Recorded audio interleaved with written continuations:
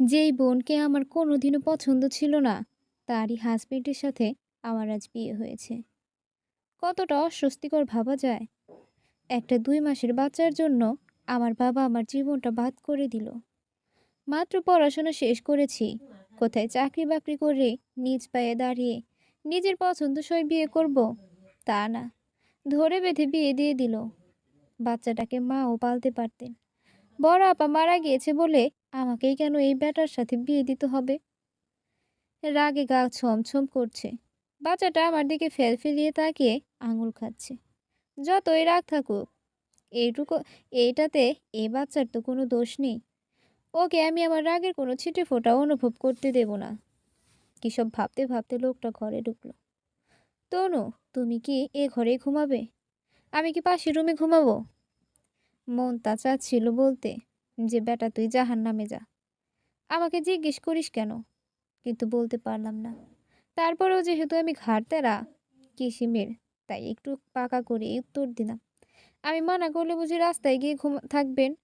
বাসা আপনার, যেথায় মন চায় সেথায় গিয়ে ঘুমান।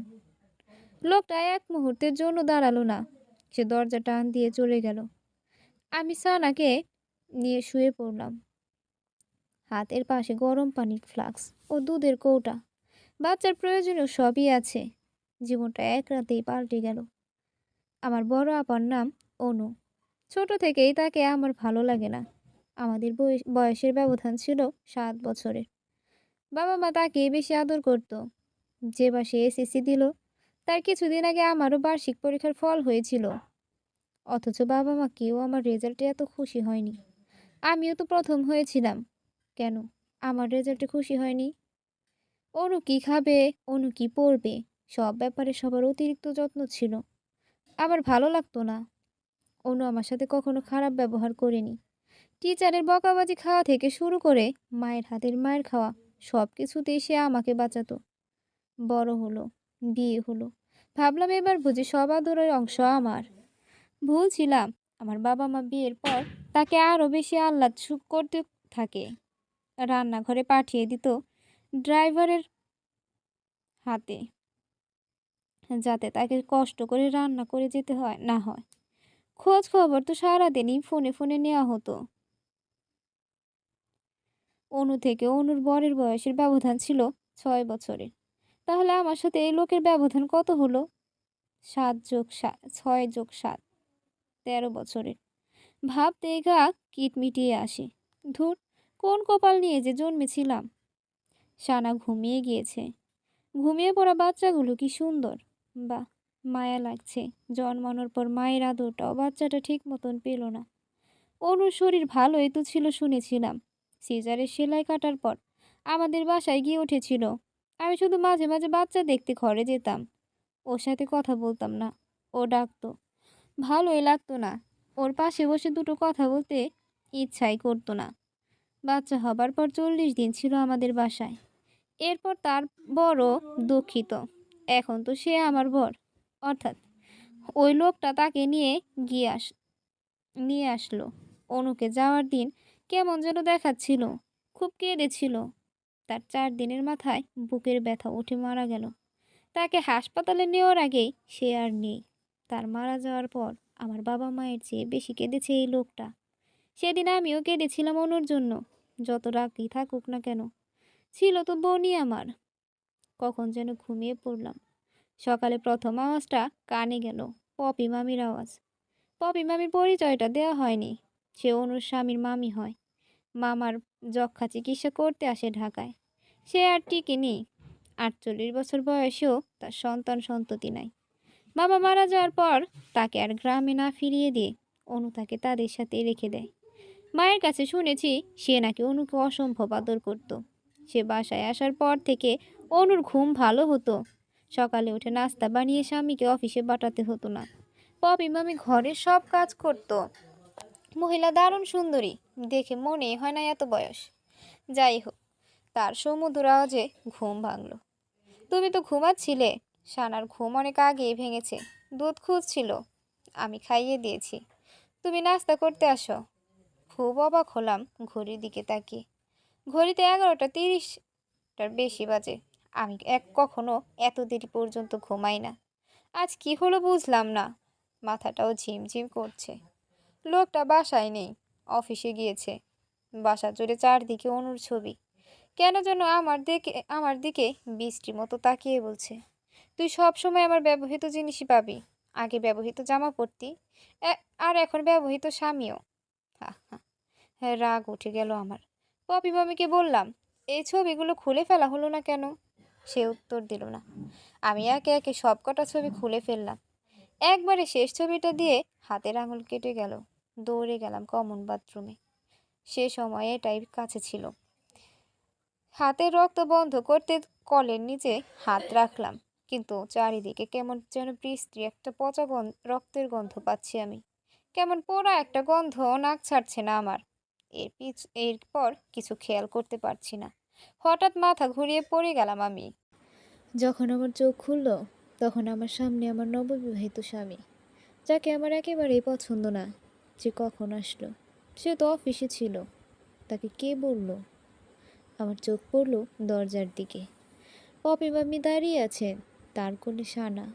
আমি উঠে বসলাম, কিন্তু আমার মাথা তখনও টুল টুল করছে। মনে হচ্ছে মাথায় কেউ অনেক ভারী কিছু ভরে দিয়েছে। ভারের কারণে আমি মাথা উঁচু করতে পারছি না। আমার খেয়াল মতে আমি আজ ঘুম থেকে উঠেছি বেলা 12টায়। তার কিছুক্ষণ পরই আমি মাথা ঘুরিয়ে পড়ে গেলাম। আর এখন ঘড়িতে বাজছে রাত 8:30। সময় কিভাবে যাচ্ছে টের পাচ্ছি না। আমাকে লোকটা বলে উঠল, শরীর কেমন এখন? ভালো। কিছু খেয়ে নিও, তোমার শরীর দুর্বল অনেক, এজন্য বোধহয় এমন হলো। সানাকে আমার কাছে দিয়ে আপনারা এ রুম থেকে যেতে পারেন। আমি সানাকে ঘুম পাড়িয়ে খেয়ে নিব। সানাকে আমার কোলে দিয়ে পপি মামি চলে গেল। আর ওই লোকটা বসে রইল। তুমি ঠিক আছো তো? হুম। আপনি এবার যেতে পারেন। সে চলে গেল। সানা খুবই লক্ষ্মী। শুনেছি অনু নাকি ছোট থেকেই লক্ষ্মী মেয়ে। মায়ের মতো হয়েছে হয়তো। কোনো কান্নাকাটির আওয়াজ নাই, কোনো বিরক্তি নাই। খায় আর লম্বা লম্বা ঘুমায়। বাচ্চাটা লক্ষ্মী। এই বাসায় কাল আসার পর থেকে বাবা অথবা মা কেউই কি আমাকে ফোন করেনি। কাল থেকে ফোনটাও দেখা হয়নি একবারও। ফোনটা খুঁজে বের করতে আমার 10 মিনিট সময় লাগলো। অবশেষে পেলাম। ও মা, মায়ের এতগুলো ফোন। তাড়াতাড়ি কল ব্যাক করলাম। শান্ত আওয়াজে বলে উঠল, তুই ঠিক আছিস? হুম। তাহলে জামাই বলল যে? সে যাই বলুক, আমার কথা বাদ দাও। তোমরা কেমন আছো? ভালো। তোর বিথি ফুপুর শরীর ভালো না, ওইখানে এসেছি। না হলে তোকে দেখতে যেতাম। আমার কিছু হয়নি। দেখতে আসার মতো কিছুই না। আচ্ছা বল না, সানা কই? আমার কোলে ঘুমাচ্ছে। আচ্ছা মা, ওর মাও তো অনেক শান্ত ছিল, তাই না? হুম। মেয়েটা আমার আল্লাহ জানে কেমন আছে ও পারে। মা কান্না শুরু করার আগে আমি আগে ভাগে ফোনের লাইনটা কেটে দিতে চাইলাম, এবং তাই করলাম। হঠাৎ মনে হলো কেউ মাত্র আমার ঘরের সামনে থেকে খুব জোরে দৌড় দিল। আমি দরজা খুলে দেখতে গেলাম কেউ নাই। মামি রান্নাঘরে রুটি বেলছে, আর ওই লোকটা পত্রিকা হাতে নিয়ে অন্য সবার ঘরে শুয়ে আছে। মানুষের মনের ভুল হতেই পারে, আমারও হয়েছে হয়তো। সারাকে দেখতে আবার ঘরে গেলাম। ও ঘুমিয়ে আছে। খুব ক্ষুধা পেয়েছে, কিছু খাওয়া দরকার। রান্নাঘরে গিয়ে মামিকে বললাম, আমার ক্ষুধা লাগছে, খাওয়ার কি আছে? টেবিলে বসো, আমি খাবার দিতেছি। হুম। আমি একটু হাত মুখ ধুয়ে আসি। সানা কি একলা ঘরে? হুম। কিন্তু ও ঘুমাচ্ছে। বাচ্চাদের একলা কখনো রাখতে নাই। সে খুব রাগের স্বরে এই কথাটা বলল। আমার এই ধরনের খুব গায়ে লাগে। আমিও বললাম, গতকাল থেকে বাচ্চাটা আমার, ওর মা আমি। আমি ভালো বুঝবো ওকে কিভাবে রাখতে হবে। প্রয়োজনে আমি বাথরুমে দরজা খুলে গোসল করব। আমি চলে আসলাম। পেছনে ফিরে দেখলাম ওই লোকটা দাঁড়িয়ে আছে। লোকটা একটা মেয়েলি লোক। মেয়ে মানুষের মতো দরজার পাশে দাঁড়িয়ে কথা শোনে। অসহ্য একটা। আমি গোসল করতে যাওয়ার সময় সানার চারদিকে বালিশ দিলাম। দরজাও খোলা রাখলাম বাথরুমের। গায়ে সাবান মাখার সময় মনে হলো কে যেন ঘরের লক ঘোরাচ্ছে। আওয়াজটা কানে যেতেই আমি বাথরুম থেকে বের হলাম। ভেজা শরীর, শুধু একটা টাওয়ালে পেঁচিয়ে বের হওয়ার ঘর ভেজা ভেজা হয়ে গেল। না, কেউ নেই। আমি আবার বাথরুমে ফিরে গেলাম ভেজা কাপড় বদলাতে। এবার খুব জোরে আওয়াজ হলো। আমি তাড়াতাড়ি জামা বদলিয়ে ঘর থেকে বের হলাম। দেখলাম খাওয়ার টেবিলে লোকটা বসে আছে। সে খাচ্ছে। সে আমাকে এভাবে বের হতে দেখে জিজ্ঞাসা করলো, কি হয়েছে? না কিছু না। তাহলে আসো খেয়ে নাও। আমি ঘরে ফিরে গেলাম। সানাকে দেখে আসলাম। খাবারের প্লেটে খাবার নিয়ে ঘরে চলে গেলাম। সানার সামনে বসেই খাবো। খাবার শেষে কিছুক্ষণ মোবাইলে গেমস খেলতে খেলতে ঘুমিয়ে গেলাম। গতকালের মতো আজও আমার ঘুম ভাঙলো অনেক দেরিতে। সানা পপি মামির কোলে। মামি বলল, সানাকে রাখতে সমস্যা হলে ও আজ থেকে আমার সাথেই ঘুমাবে। না, আমি কি কাউকে বলেছি যে আমার সানাকে রাখতে সমস্যা? তুমি অনেক গভীর ঘুমে থাকো। ও উঠে কান্না করে ক্ষুধায়। তুমি তো টের পাও না। কাল থেকে পাবো। ওকে আমার কাছে দিন। নাস্তা পরে খাবো। আমি সানাকে নিয়ে ঘরে গেলাম। ওকে গোসল করানোর জন্য গরম পানি দিলাম। কিভাবে বাচ্চাদের গোসল করাতে হয় সেটাও দেখে নিলাম ইউটিউব থেকে। সানাকে আমার অনেক আদর দিতে ইচ্ছা করে, অনেক বেশি। গত 2 দিনের মতো আজও আমি খেয়ে দিয়ে শুয়ে পড়লাম, কিন্তু সকালে উঠতে পারলাম না। যখন ঘুম থেকে উঠি শরীর খুব ক্লান্ত লাগে। গতকাল যেহেতু পপি মামিকে খুব গলা বাড়িয়ে বলেছি আমি উঠতে পারবো সকালে, কিন্তু উঠতে তো পারি নাই। সেই জিদে আমার কিছুই ভালো লাগছে না। সারাদিন আমার জিদে জিদেই কেটে গেল। রাতে লোকটা এসে সানার সাথে খেলা করতে শুরু করলো। আমি তার কোল থেকে সানাকে নিয়ে নিলাম। কি হয়েছে? ওকে নিয়ে গেলে যে? ও এখন ঘুমাবে। তুমি নাকি প্রতিদিন দেরি করে ওঠো ঘুম থেকে। ও নাকি ক্ষুধায় কান্না করে। তাহলে তুমি ওকে তোমার সাথে রাখো কেন? ও আমার সাথেই থাকবে। ওকে আমিই দেখে রাখবো। সারাকে ঘুম পাড়িয়ে যখন রুমে বসে আছি তখন পপি মামি আসলো। তনু খাবে না? আমার ক্ষুধা নাই এখন, পরে খাবো। খাবার দিয়ে যাই। এখানেই খাও। দেন। সে আমার ঘরেই খাবার দিয়ে গেল। আমি রাতে সারাদিনের জেদের কারণে আর কিছু খেলাম না। যেভাবে খাবার দিয়ে গিয়েছিল খাবার সেভাবেই পড়ে রইল। মধ্যরাত পর্যন্ত আমার মোবাইলে গেমস খেলার অভ্যাস অনেক দিনে। আজও তাই হলো। আমি জেগে জেগে গেমস খেলছি। তখন কয়টা বাজে? 1:30টার আশেপাশে হয়তো। খুব খুব হাসির আওয়াজ পাওয়া যাচ্ছে। আমি ডানে বামে তাকিয়ে কাউকেই দেখতে পেলাম না। আমি আস্তে দরজা খুলে বের হলাম। বের হয়ে দেখলাম কেউ নাই। বাকি 2 ঘরের দরজা বন্ধ। হয়তো পাশের বাসা থেকে আওয়াজ এসেছে। আমি আবার ঘরে ফিরে আসলাম। সানা ঘুমিয়ে আছে। দরজা দিয়ে আবার মোবাইল হাতে নিলাম। গেমস খেলতে খেলতে এবার একটু আপত্তিকর আওয়াজ আসলো কানে। খুবই বিরক্তিকর আওয়াজ। মানুষ তার পার্সোনাল সময়ে একটু সতর্ক থাকতে পারে, তা না আশেপাশের মানুষকে অন্তরঙ্গ আওয়াজ শোনাবে। একটু একটু ঘুম পাচ্ছে। আমি কখন যেন ঘুমিয়ে পড়লাম। আজ ঘুমানোর আগে মোবাইলে অ্যালার্ম দিয়ে ঘুমালাম। যে অ্যালার্মের যে সময় অ্যালার্ম দিয়েছিলাম সে সময় আমার ঘুম ভাঙলো। আজ যখন সানা ঘুম থেকে উঠে ক্ষুধায় কান্না করতে নিল তখনই পপি মামি দরজা খুলে ঢুকতে নিলেই আমাকে দেখে একটু অবাক হয়ে যায়। তুমি জেগে আছো? হুম, জেগে আছি। সে আমার ঘরের দিকে তাকিয়ে কি যেন ভাবছে। উনি অফিসে চলে গিয়েছে? না গোসলে গিয়েছে বোধহয়। ও আচ্ছা। সানাকে দাও আমার কাছে। ওর বাবা যাওয়ার আগে ওকে দেখে যায় একবার। আমি নিয়ে আসছি ওকে। ওর জামাটা বদলে নেই। কিছুক্ষণ পর আমি নিয়ে গেলাম সানাকে ওর বাবার কাছে। ওর বাবা ওকে আদর করে অফিসে চলে গেল। এরপর আমি নাস্তা করে নিলাম। সানাকে খাইয়ে দাইয়ে গোসল করিয়ে বিকেলে ঘুম পাড়িয়ে আমিও ঘুমিয়ে পড়লাম। ঘুম থেকে উঠে সন্ধ্যায় নুডলস রান্না করলাম। আমিও খেলাম, পপি মামিকেও দিলাম। মায়ের সাথে কিছুক্ষণ ফোনে কথা বললাম। মা আমাকে বুঝালেন আমার ওনার সাথে বিয়ে হয়েছে। বিয়ে কোনো ফাজলামি না, ভাগ্যে ছিল। এটা এড়ানোর কোনো উপায় নেই। তাই এখানেই মনোযোগ দিয়ে সংসার করতে হবে। তাকেই স্বামী মেনে নিতে হবে। এখানেই নিজেকে সুখী করতে হবে। আমিও নীরবে ভাবলাম, আসলেও কপাল আমার এখানেই এই গল্প লিখেছিল। এটাই মেনে নিতে হবে। আমি রান্নাঘরে গিয়ে পপি মামিকে বললাম, রাতের রান্নাটা আজ আমিই করব। কেন? আমার রান্না ভালো হয় না? হয়, কিন্তু আমি আজ রান্না করব। আপনি সানাকে ঘুম পাড়িয়ে দিন। ওই রাতের ওই এতটুকু আমার মনে আছে। মনে আছে আমি রান্না করছিলাম। আমি হঠাৎ কারো হেঁটে যাওয়ার আওয়াজ শুনে ফিরে তাকালাম। কেউ ছিল না। কিন্তু আমি তার কয়েক সেকেন্ডের মধ্যে আবারও মাথা ঘুরিয়ে পড়ে গেলাম, প্রথম দিনের মতো। চোখ খুলে দেখলাম আমি হাসপাতালে শোয়া। আমার পাশে আমার বাড়ির মানুষ। মা বসে আছেন ঠিক তার ডান দিকে। আমাকে চোখ মেলতে দেখেই বলে উঠলেন, চল আমাদের সাথে। আমরা তো তোর খারাপ চাই, তাই না খেয়ে দিয়ে শরীরে এই হাল করছিস। আমি কিছু বলার শক্তি পাচ্ছি না, তবু আধো আধো করে বললাম, সানা কই? আছে ও পপির কাছে। আমি বাসায় যাব। তোকে বাসাতেই নিব, চল। না ওই বাসাতে যাব, কিছুদিন পর আসিস, শরীর ভালো হোক। এরই মধ্যে লোকটা আসলো।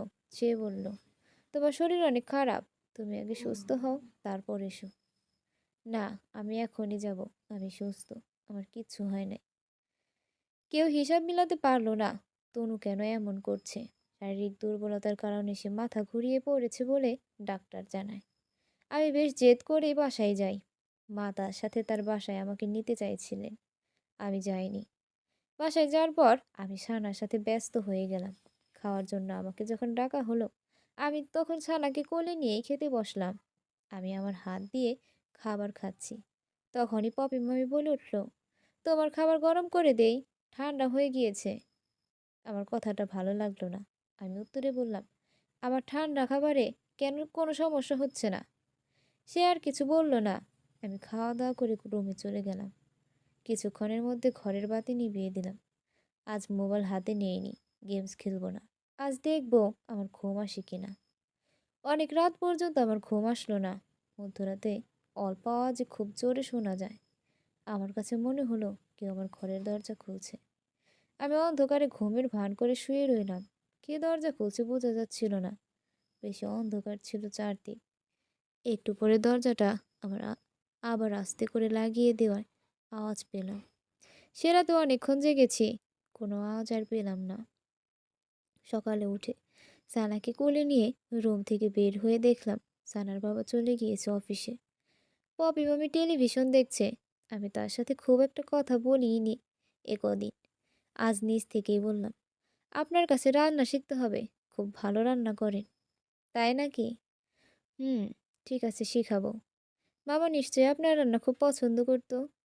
সে একটু মন খারাপ করে বলল, হুম, করতেন। আমাকে সবসময় বলতেন আমাকে নাকি রান্নার প্রতিযোগিতায় পাঠাবেন। ও, মামার যেন কি হয়েছিল? যক্ষা। কদিন আগে ধরা পড়েছিল। ডাক্তার দেখানোর পরই তো ধরা পড়ল। ও, আর মরে গেল? আমার এই ব্যাপারে কথা বলতে ভালো লাগে না। এই বলে সে উঠে গেল। আমি আবার তার পেছনে উঠে গেলাম। আচ্ছা মামি, রাতে আমার ঘরের দরজা কে খুলেছিল জানেন কিছু? সে হেসে বলল, তোমাদের দুই বোনেরই কি এই ধরনের অসুখ আছে নাকি? সেও এমন ভাবতো। আমার কাছে সব কিছু খোলা মনে হচ্ছিল। আমি আর কথা বাড়ালাম না। রাত হলে আমি খাবার নিয়ে আমার ঘরে গেলাম। তাদের বুঝালাম আমি খাবার খেয়েছি। আমি গত রাতের মতো আজও ঘুমের ভান ধরে শুয়ে রইলাম। অনেক রাতে কারো ঘরের দরজা লাগানোর আওয়াজ শুনলাম। খুব আস্তে আস্তে বের হয়ে দেখার চেষ্টা করলাম কোন ঘরের দরজার আওয়াজ হলো। কিছুই দেখতে পেলাম না। দুই রুমের দরজাই বন্ধ, কেউ বের হয়নি। আমি আবার রুমে চলে আসলাম। সকালে উঠে মামিকে বললাম, কিছু বাজার করা দরকার, আপনি সানার বাবার কাছ থেকে টাকা রেখে দিন, একটু পর বাজার থেকে কিছু নিয়ে আসবে। সানার বাবা ওইখানেই ছিল। সে উত্তর দিয়ে বলল, আমি ফেরার সময় বাজার করে আনবো, কি কি লাগবে আমাকে লিখে দিও। না, আমার এখনই লাগবে, সানার দুধ শেষ, আমি কিনে দিয়ে যাচ্ছি। না, আপনার অফিসে দেরি হবে, আপনি যান, টাকা দিয়ে যান। এরকমের এক রকমের বাধ্য হয়ে সে টাকাটা দিল। সে যাওয়ার পর আমি মামির হাতে বাজারের লিস্ট ও টাকা দিয়ে বললাম সেগুলো নিয়ে আসতে। সে খুব খুশি না এই ব্যাপারে। সে যাওয়ার পর আমি সানাকে শুইয়ে দিয়ে ঘরে নেমে পড়লাম কিছু খুঁজে বের করতে, যেন এই ঘর 101টা রহস্য লুকিয়ে রেখেছে। আমি প্রথমে সানার বাবার ঘর খুঁজতে লাগলাম। তার আলমারি থেকে পেলাম কিছু অ্যাডাল্ট ভিডিওর ক্যাসেট, কিছু বাজে বই। একেবারে নিচে আমি খুঁজে পেলাম একটা সিন্দুকের মতো বাক্স। সেটা খুলতেই পেয়ে গেলাম আমার অপ্রিয় বোনের ডায়েরি।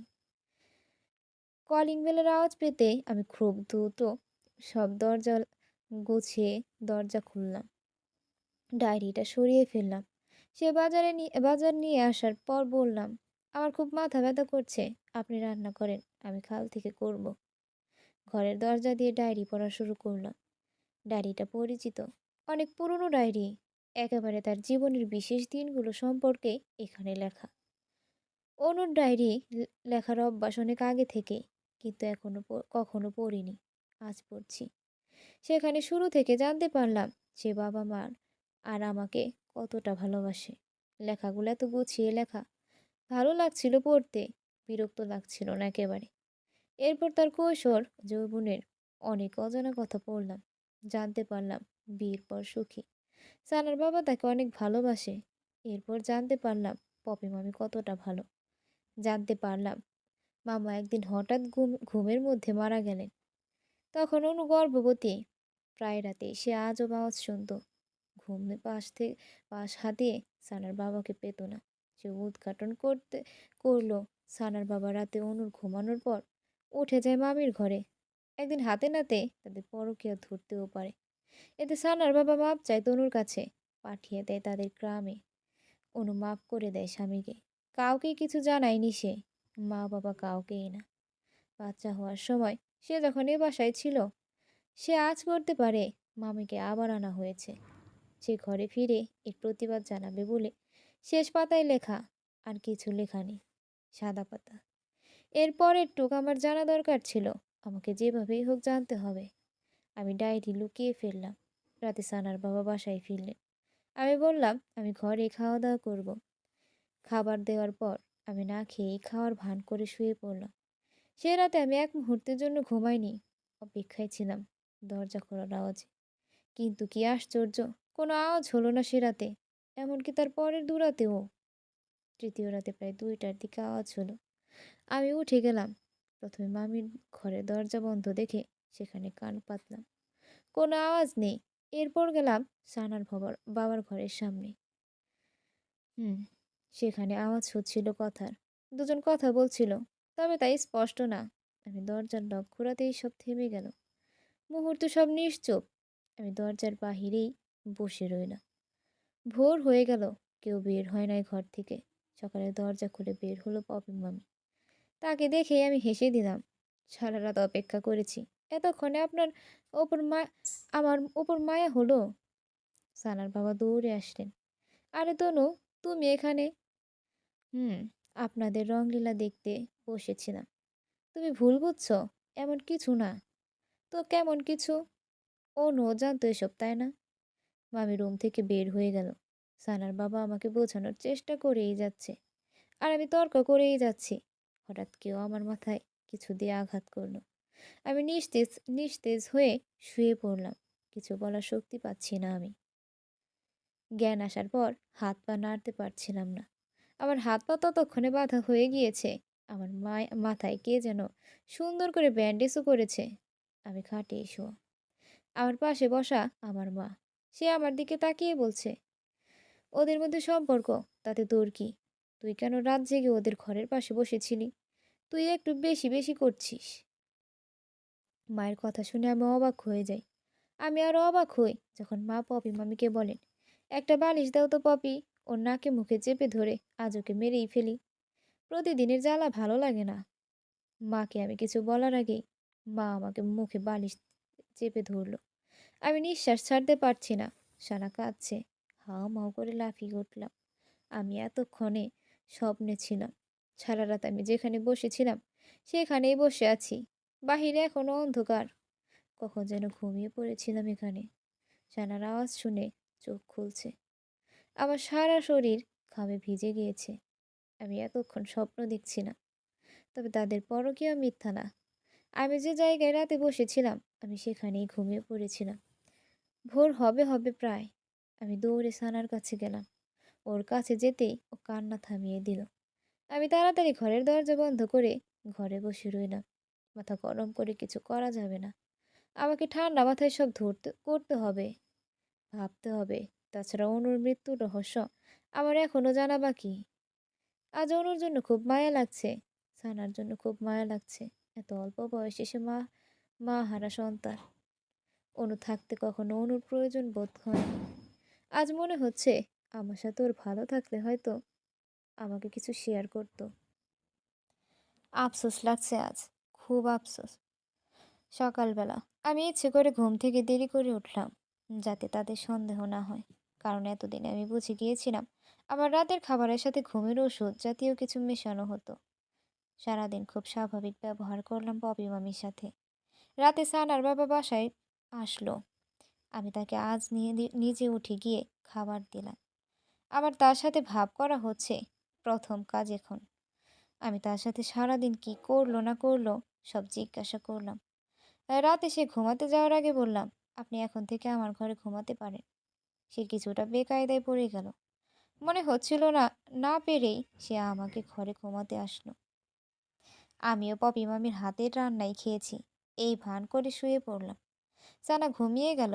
আমি ঘুমের ভান করে শুয়ে রইলাম। অর্ধেক রাতে সানার বাবা দরজা খুলে বের হয়ে গেল। আমি টের পেলাম, কিন্তু উঠলাম না। সকালের দিকে সে আবার ওই ঘরে এসে ঘুমানোর ভান করলো। পরদিন সানার বাবা অফিসে যাওয়ার পর আমি পপি মামির সাথেও খাতির করার চেষ্টা করলাম। এক পর্যায়ে বললাম, জানেন মামি, এতদিনে বুঝেছি এটাই আমার কপাল, এটাই আমার সব। কোনটা? এই যে সানা আর সানার বাবা। আমার এখন এখানেই সংসার, এখানেই মনোযোগ দেওয়া উচিত উচিত সে কিছুটা ভারী গলায় বলল। হঠাৎ এমন চিন্তা? কি করব বলেন? শত হলেও আমার স্বামী সে। আমার তো তাকে আপন করে নেওয়াটাই সার্থকতা। সে আর কিছু জিজ্ঞাসা করলো না। আমি অনুর একটা শাড়ি বের করে আজ পরলাম। রাতে সানার বাবা বাসায় আসার পর বললাম, আমাকে কেমন দেখাচ্ছে? সে একবার চোখ উঠিয়ে আবার নামিয়ে ফেলল। বলল, হুম, সুন্দর। রাতে অন্য দিনের মতো সবাই ঘুমিয়ে গেল। আসলে ঘুমের ভান ধরল। আমি সকালে উঠে পপি মামিকে বললাম, আচ্ছা মামি, কিভাবে সানার বাবাকে আকর্ষণ করব বলেন তো? সে আবার একটু খ্যাপা গলায় বলল, আমি জানি না। আসলে উনি অনুকে এখনো ভুলতে পারেনি, তাই আমার সাথে স্বাভাবিক হতে পারছে না। আপনি তো ওনার মায়ের মতো, একটু বুঝান না ওনাকে। সে এরপর একেবারে তার ঘরে চলে গেল। দরজা বন্ধ করে শুয়ে পড়ল। এই ফাঁকে আমি আলাদা করে তরকারি রান্না করলাম। সানার বাবার ঘর থেকে ঘুমের ওষুধ পেয়ে গেলাম। একটা খাবার আলাদা করে উঠিয়ে রাখলাম, আরেকটাই মেশালাম ঘুমের ওষুধ। রাতে খেতে বসে সানার বাবা বললেন, খাবারে কেমন একটা গন্ধ। কিছুটা ধরে খেয়ে যাওয়ার মতোই অবস্থা হলো। কিন্তু আমি ইনিয়ে বিনিয়ে বললাম, আমি রান্না করেছি, আজকের মতো খান, কাল থেকে মামি আবার রান্না করবে। সে খেয়ে নিল। মামিকেও একই তরকারি খাওয়ালাম। আমি আস্তে করে প্লেট নিয়ে রান্নাঘরে গিয়ে আমার প্লেটের তরকারি ফেলে দিয়ে উঠানো অন্য তরকারি খেয়ে নিলাম। কি হাস্যকর বিষয়! প্রতিদিন সে আমার খাবারে ওষুধ মেলায়, আজ আমি মিলিয়েছি। আজ তারা ঘুমাবে। সানার বাবা ঘুমানোর আগে তার পাশে গিয়ে শুলাম আমি। তার মাথা হাতানোর ছলে তাকে জিজ্ঞাসা করলাম অনেক কথা। আচ্ছা মামার কি অসুখ হয়েছিল? ততক্ষণে সানার বাবা হালকা ঘুমের নেশায়। আধো আধো কথা বোঝা যাচ্ছে। যক্ষা হয়েছিল। কিন্তু আজ জানেন কি হয়েছে? কি? পপি মামি কাকে যেন ফোন করে বলছিল উনি নাকি মামাকে মেরে ফেলেছে। আপনাকে আমাকেও নাকি মেরে ফেলবে। ঘুমের হালকা নেশা থাকা সত্ত্বেও বোঝা গেল সানার বাবা এইটা শুনে খুব অবাক হয়েছে। সে আমাকে আবার জিজ্ঞাসা করলো, কি বলো? কখন? কাকে বলেছে? আমি জানি না, আমি পুরোটা শুনতে পারিনি। তবে শুনলাম সে এই কথা বলেছে, সে নাকি আপনার ব্যাংকের টাকাগুলো সম্পর্কে জেনে গিয়েছে। সবই মিথ্যা ছিল, শুধু সত্যটা জানতে। কি? কিন্তু আমার ব্যাংকে অত টাকা নেই। আমি একটু কথা গড়িয়ে বললাম, কি জানো, এমনই তো শুনলাম। তুমি ভুল শুনছো। সানার বাবা ঘুমিয়ে যাচ্ছে। আমি তাকে জাগানোর চেষ্টা করলাম, কিন্তু সে তো এটাও বলল যে আপনি নাকি অনুকে মেরে ফেলেছেন। আমার অনুকে কখনো ভালো লাগতো না। ভালোই করেছেন, মেরে ফেলেছেন। আমি অনুকে মারি নাই। অনুকে আমারও পছন্দ ছিল না। আমি তো পপিকে পছন্দ করতাম। ও মিথ্যা বলেছে। অনুকে আর মামাকে ওই মারছে। আমার গা শিউরে উঠল। আমি বললাম, অনু নাকি অনুকে নাকি আপনিই মেরেছেন, বালিশ চাপা দিয়ে। এবার সানার বাবা পুরো ঘুমের নেশায়। সে আবছা আবছা করে বলল, অনুকে স্লো পয়জন দিয়ে মারা হয়েছে। প্রতিদিন ঘুমের ওষুধ আর স্লো পয়জন দিয়ে। আর মামাকেও সেভাবেই। মামাকেও একইভাবে মারা হয়েছে। সবাইকে বলা হয়েছে উনি হাসপাতালে মারা গিয়েছেন। কিন্তু উনিও আমাদের সম্পর্কের কথা জেনে গিয়েছিল। তাই তাই ওনাকে মেরে ফেলেছেন। হুম, ওই বেটাই তো অনুর মনে সন্দেহ ঢুকাইয়া গেছিল। সবাইকে মেরে ফেললেন। ভয় লাগলো না? আমি মারি নাই। পপি এসবের প্ল্যান করছে। আর আপনি তাতে সাহায্য করেছেন। খুনি আপনিও। আমি আপনাকে অনেক পছন্দ করতাম তনু। আসো, আমরা দুজন মিলে পপিকে মেরে ফেলি। তাহলে ও আর আমাদের মারতে পারবে না। আমি ধাক্কা দিয়ে লোকটাকে ওপাশ করে সরিয়ে দিলাম। ঘৃণা লাগছিল। একটা অবৈধ সম্পর্কের জন্য মানুষ কতটা নিচে নামতে পারে। আমার সারা রাত ঘুম হলো না। দুজনকেই ঘুমের ওষুধ খাওয়ানো হয়েছিল, তাই দুজনেই ঘুমাচ্ছে। পপি দুপুরের দিকে উঠল। ওঠার পর বলল, এত দেরি করে ঘুম ভাঙলো কেন বুঝলাম না। মাথাটাও ব্যথা করছে। আমি সানাকে কোলে নিয়ে বললাম, মামি, আপনার ভাগ্নে কালকে আমাকে 2টা ওষুধ দিয়ে বলল এটা মামিকে খাইয়ে দিও। কেন বলেছিল বুঝি নাই। তবে রতন তবে রাতে যখন আমাকে সে ভ্রু কুঁচকে সামনে এসে বলল, আদর? কিসের আদর? সানার বাবা কালকে প্রথম আমাকে স্ত্রীর মর্যাদা দিয়েছে। সে খুব রেগে যাচ্ছিল, বোঝা যাচ্ছিল। আমি বললাম, মামি রাতেও কি সব যে বলেছিল বুঝলাম না। বলল আপনাকে নাকি পুলিশ ধরিয়ে দিয়ে সে আমার সাথে সংসার করতে চায়, কারণ আপনি নাকি মামা আর অনুকে মেরে ফেলেছেন। কি? এসব কি বলছো? বিশ্বাস করুন, আমিও অবাক হয়েছি ওনার এসব কথা শুনে। সে দৌড়ে সানার বাবার দিকেই যাচ্ছিল। আমি বললাম, সারা রাত নিজেও ঘুমায়নি, আমাকেও ঘুমাতে দেয়নি। এখনই ঘুমাচ্ছে লোকটা। আজ অফিসেও গেল না। মামি আমার দিকে তেড়াভাবে তাকালো। তার চোখে মুখে আগুন জ্বলছে। আমি সানাকে নিয়ে তখন অন্য ঘরে ঢুকে গেলাম। ভেতর থেকে দরজা দিয়ে বসে রইলাম। আর ওইদিকে পপি রান্নাঘর থেকে বটি নিয়ে সানার বাবার সামনে গিয়ে চিৎকার করে বলতে লাগলো, এত ভালোবাসতাম তোকে, এত বেশি যে 2টা খুন করছি, আর তুই আমাকে পুলিশ ধরিয়ে নতুন সংসার করবি। সানার বাবা তখনও ঘুমে। ঘুমে থাকাটাই স্বাভাবিক। আমি তাকে আগেই বালিশ চেপে মেরে ফেলেছিলাম।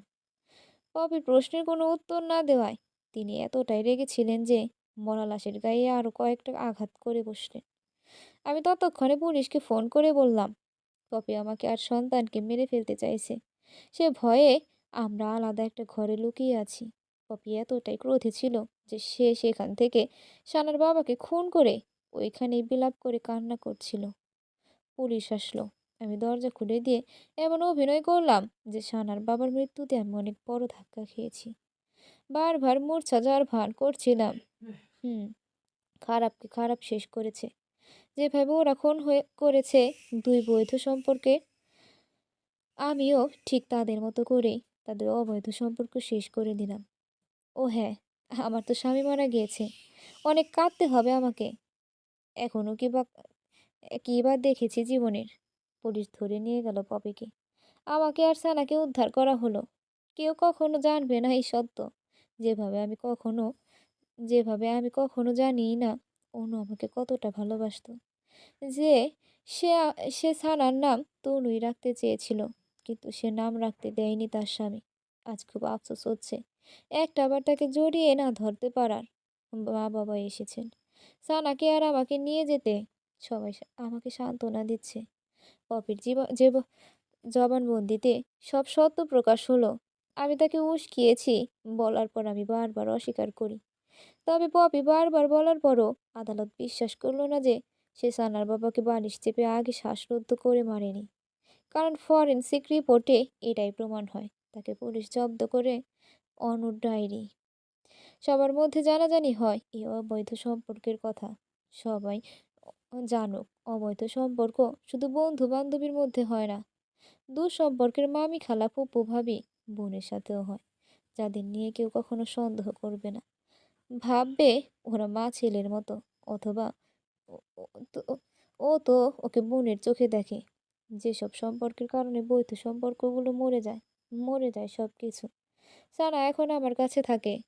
আমি তাকে আদর করে অনু বলে ডাকি। মা তা শুনে মাঝে মাঝে চোখ মোছেন।